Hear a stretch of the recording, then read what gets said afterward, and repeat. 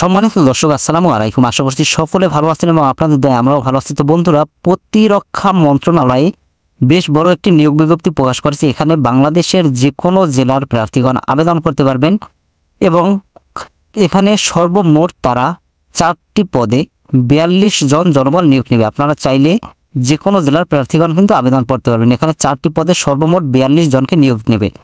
তো আমরা বিস্তারিত আলোচনা করব। তো তার পূর্বে যারা আমাদের চ্যানেলে নতুন তারা অবশ্যই চ্যানেলটি সাবস্ক্রাইব করে রাখবেন এবং নিত্য নতুন সকল প্রকার চাকরির ভিডিও পেতে পাশে থাকা বেল আইকনটি প্রেস করে রাখবেন। তো বন্ধুরা, এখানে প্রথম যে পদ রয়েছে অধ্যাপক, যেখানে সর্বমোট তারা 22 জন জনবল নিয়োগ নেবে।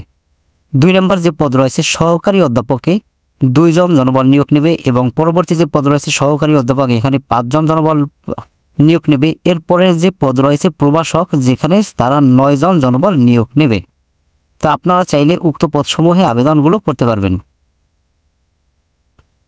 তো বন্ধুরা, এখানে আবেদন শুরু হয়েছে 8 মে 2025 তারিখে এবং আবেদনের শেষ সময় 31 মে বিকাল 5টা পর্যন্ত। এই সময়ের মধ্যে আপনারা চাইলে যে কোনো জেলার প্রার্থীগণ আবেদন করতে পারবেন। এখানে আবেদন করার জন্য তারা একটি ওয়েবসাইট দিয়েছে।